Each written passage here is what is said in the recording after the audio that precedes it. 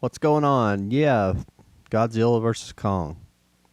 I've been waiting for this movie to come out for a while. I'm a huge Godzilla and King Kong fan, and I hadn't been a huge fan of the couple of the other movies, the original Godzilla and Kong Skull Island was all right, and then Godzilla versus King Ghidorah was pretty good. Um, I mean, the thing is about these kind of movies are they are definitely they're definitely big action movies. The human elements are usually kind of wishy washy, and that's the same with this movie. Godzilla versus King Kong. It's a good action movie. It gives you what you want as far as the Godzilla versus Kong action, and and yeah, I mean, I like this movie. This is pretty good. It's already getting. It looks like it's gonna get bad reviews when it comes to the people who are kind of fighting for the studios right now. I don't understand what's really going on, but um, I'm already seeing some reviews that have been dropped that are, they're basically like, oh well, this is, it's not that good, but it gives you what you want in Kong. Well, that's all you're going to get. I mean, I think what they're basically saying now is there's not a lot of since this movie was made like prior to 2020. It's probably started in late 2018, filmed in 2019. The identity politics hadn't revved up into full gear quite like it had in 2020 for obvious reasons, and I do believe that this movie doesn't really carry a lot of that.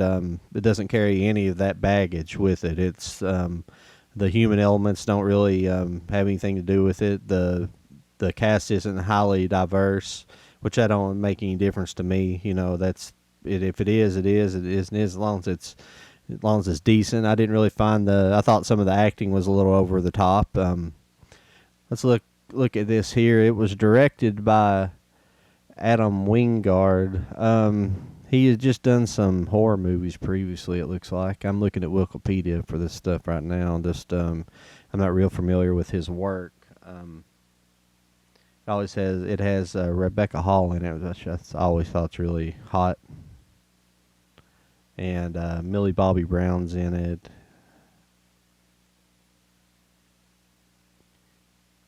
Alexander Skarsgård's in it. And that's pretty much the major cast. Alicia Gonzalez is in it. Her character is kind of, I don't know, it's just kind of pointless, her character being there. But, the human elements of these movies, even going back to like Transformers and things like that, I'm there for the action. I'm not there for the human element. Even though in Transformers, I think the human element with Shia LaBeouf and stuff was kind of over the top bad.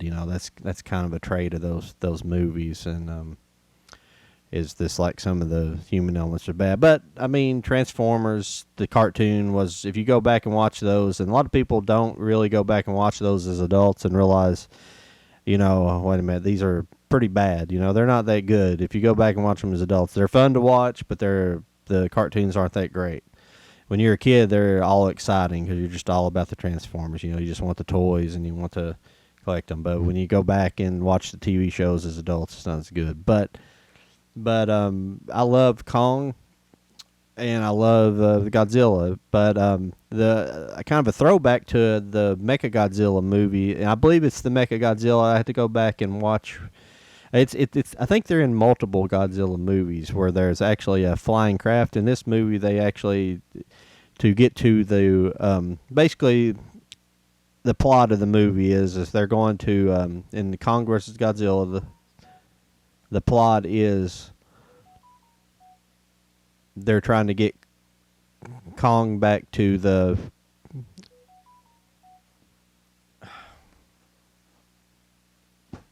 I apologize.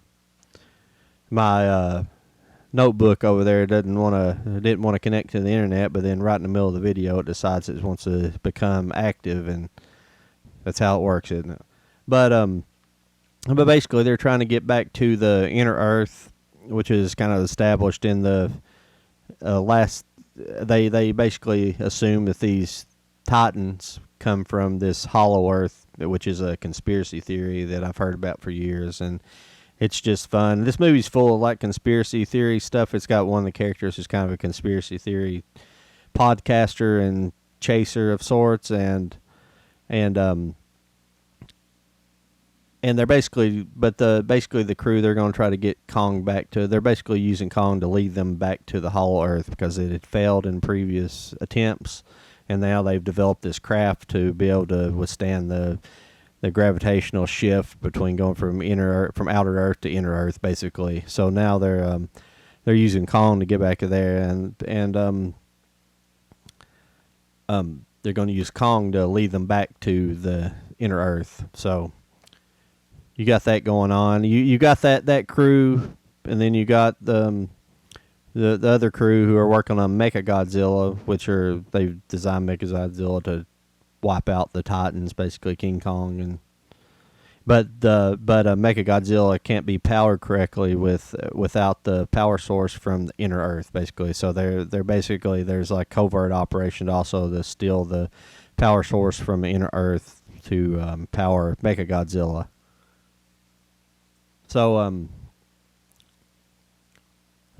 also the other crew going on, the other subplot going on is Millie Bobby Brown and a couple other people. They're basically, which is actually the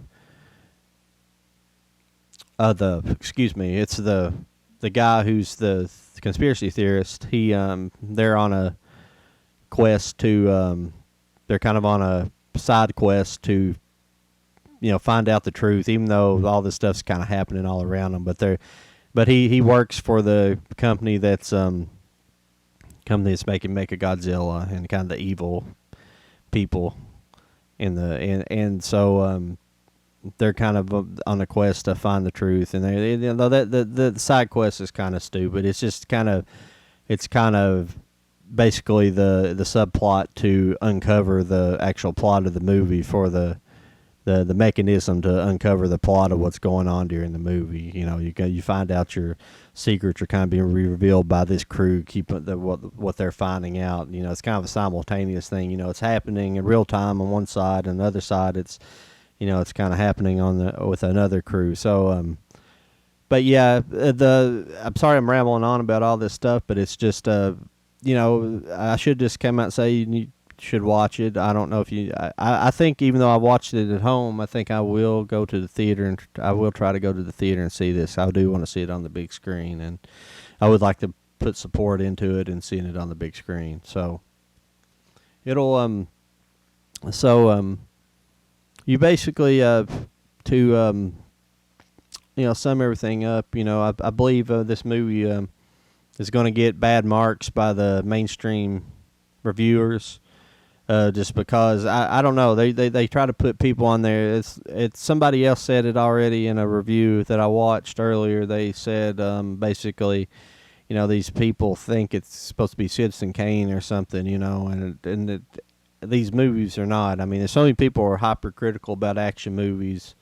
I just want to see a good, fun summer movie. I wish this, if this had been a normal time and then it came out in 2020 and there was no COVID, this would have been a really fun summer movie to have went and saw. And that's the things I'm missing a whole lot. I think a whole lot of people are missing that a whole lot, especially moviegoers. And yeah, I'm gonna get off here now and let you guys go check that movie out, and talk to you later.